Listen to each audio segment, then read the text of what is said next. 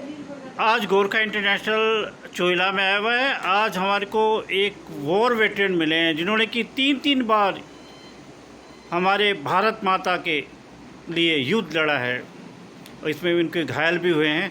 हम इन्हीं से पूछना चाहते हैं, ये रतन लिंबू जी हैं, ये बताएंगे। रतन जी, आप बताना चाहते हैं कि आप कौन से पलटन से थे और आपने कौन कौन से युद्ध लड़े हैं? नमस्कार जी, मैं गोरखा पलटन 511 GR में जनवरी 16 जनवरी 1962 को भर्ती हुआ था और ट्रेनिंग के बाद नवंबर के आखिरी सप्ताह में हमें सीधा वहाँ से कसम खाने के बाद में सिक्किम की पहाड़ियों में ले गया। उस ज़माने में सिक्किम भारत से के साथ जुड़ा हुआ नहीं था, एक अलग राज्य थे। फिर भी हमें वहाँ पर जा कर के मतलब चाइना की लड़ाई होने के कारण वहाँ ले गए। और ये छांगू नथुला नाम के आप लोगों ने ज़्यादातर सुना होगा, उसमें हम लोग पहुँचे तो युद्ध की विभीषा मतलब डर बहुत ही भयानक चल रहे थे। फायरिंग जगह जगह से हो रहे थे। सबसे ज़्यादा समस्या वहाँ की जलवायु हमें बहुत परेशान कर रहे थे। सीधा रग रूट की ट्रेनिंग करने के बाद में सीधा युद्ध के मैदान में झोंक दिया गए। और जैसे कि वहाँ के हालत को देख कर के उनके परिस्थितियों से जूझते हुए हमने और काफ़ी मतलब तकलीफ झेले। काफ़ी बहुत ही ज़्यादा मुसीबत झेलने के बाद कोई चीज़ नहीं था, सिर्फ बर्फ़ की पहाड़ियों के सिवाय कुछ नहीं। रात को सोने के लिए तंबू लगाते थे, वो भी आधी आ गया तो लेके चले जाते थे। इस तरह से बहुत भयानक उस युद्ध को झेलने के बाद में हम लोग वहाँ आ गए। आपके 1964 में हम लोग जनवरी में बीनागढ़ी नाम के पश्चिम बंगाल के क्षेत्र में आ गए। वहाँ फिर ट्रेनिंग करते समय के साथ में 65 के मार्च अप्रैल में हम लोग अक्टूबर के समझ लीजिए, अक्टूबर के महीने में हम लोग को पीस एरिया के लिए हमें अम्बाला भेज दिया गया।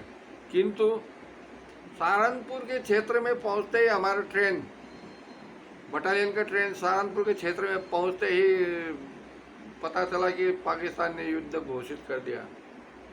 उस युद्ध में जो है फिर सीधा अम्बाला में ट्रेन जाने के पश्चात वहाँ सामान रखा। उसके साथ में जो है 2 घंटे के अंदर ही फिर जो है मतलब उन्होंने जो है हमें जम्मू कश्मीर के क्षेत्र में भेज दिया।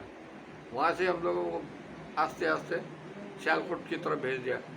सियालकोट की भयानक लड़ाई को हमने आँखों से देखा, टैंकों के युद्ध मैंने आँखों से देखा। और हमारे वीर गोरखों ने पाकिस्तान के ऊपर जो हमला किया वो अभी भी काफ़ी वीरता के साथ जब लड़ाई हुआ तो उसको भी देखा।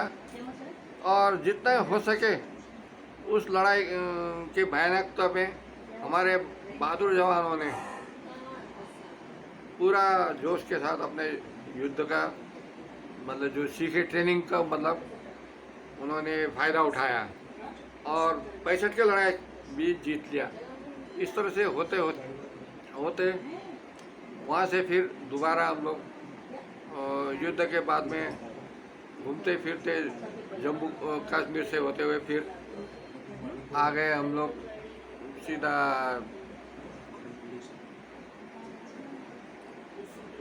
जम्मू कश्मीर से। युद्ध के टाइम पे जब 71 का लड़ाई हुआ था तो 71 का लड़ाई में जो है फिर बांग्लादेश में भेज दिया गया।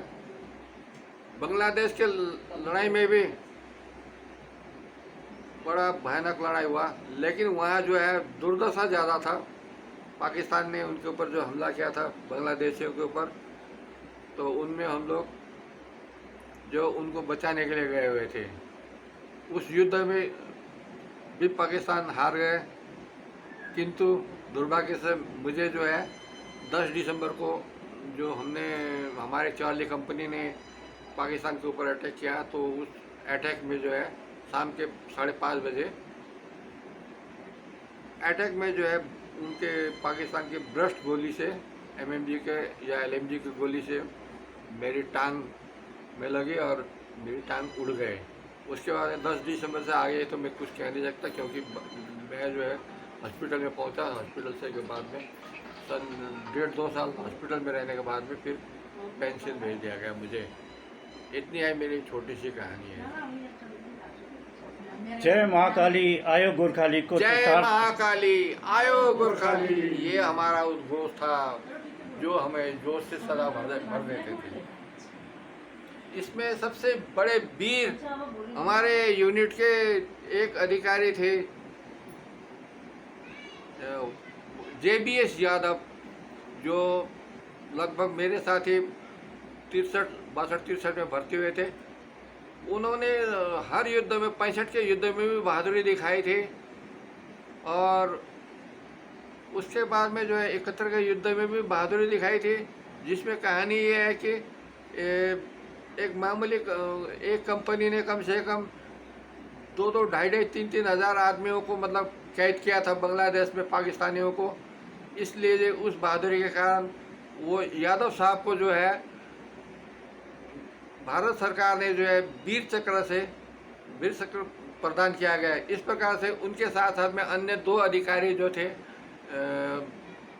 बटालियन के कमांडिंग ऑफिसर और ममिक साहब नाम के अधिकारी थे, मेजर साहब, उनको भी जो है वीर चक्र में, टोटल मिला के उस युद्ध में 1971 के युद्ध में हमारे 3 अधिकारियों को वीर चक्र प्रदान किया गया।